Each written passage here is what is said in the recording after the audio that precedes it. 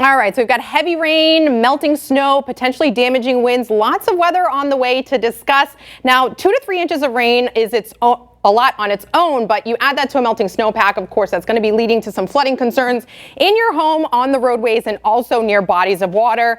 Add wind gusts upwards of 50 to 60 miles an hour. Power outages are certainly likely at this point, so just keep in mind you might have to adjust your celebratory plans pretty quickly here. The timeline looking to be the worst of it between 2 o'clock in the morning, maybe 2 o'clock in the morning through kind of mid-morning on Christmas Day. So it's going to be with us for a while, and we've got, again, a lot to discuss and a lot to prepare for.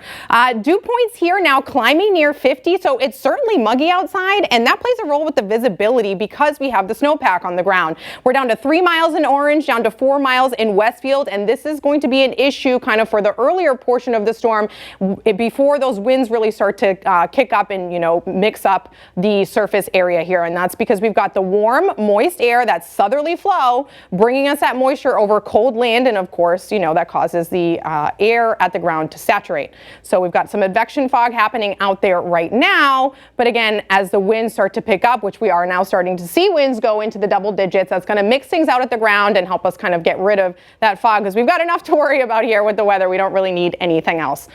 So the winds, of course, we have a wind advisory that's for Hamden, Hampshire, Franklin counties, part of Worcester County too.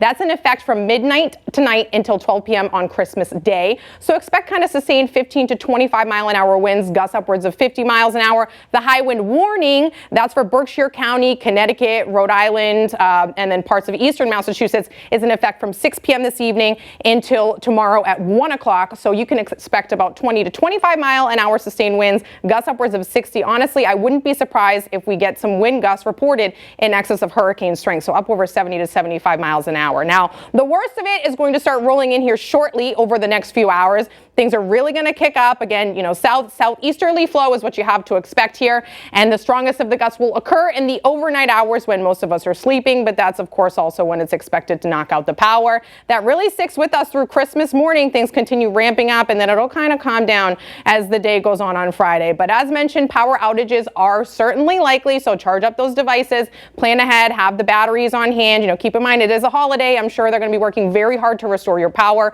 but they might also be downstaffing due to, of course, the coronavirus pandemic. So let's just exert some patience here and do the best we can with what we have. A widespread 2 to 3 inches of rain certainly on the way. I wouldn't be surprised if we get reports, at least isolated reports, in excess of 3 inches in certain places. And again, you add that to the snowpack, and flooding is certainly likely. So we've got a flood watch for pretty much all of New England from 1 a.m. this morning until 1 p.m. on Christmas Day. So keep that in mind too. Just stay home if you can. Lots of issues on the road, and we could also see an embedded thunderstorm as well. Just a general thunderstorm risk for us here, but the threat for severe weather does increase the farther south you go. So if you are elsewhere celebrating for the holidays, certainly stay weather aware and keep that in mind. So showers rolling in, but the heaviest of it holds off until about midnight. Really just isolated or scattered, light to moderate in intensity. Here comes that heavy stuff. Again, we've got the yellows, the reds, the oranges, sticks with us through Christmas morning. Again, in the morning, I wouldn't be surprised if we get an embedded thunderstorm. Rolls out kind of in the later part of the morning, but we will still have light to moderate showers throughout the day. Don't expect clearing until kind of mid-afternoon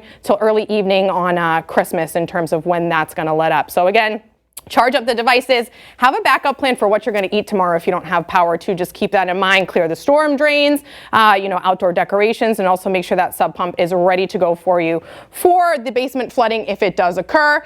The high temperature for tomorrow occurs in the morning. Actually, temperatures drop sharply after that. The rest of the holiday weekend is at least looking to be dry and quiet with seasonable temperatures. We could see some more unsettled weather next week. Kayla?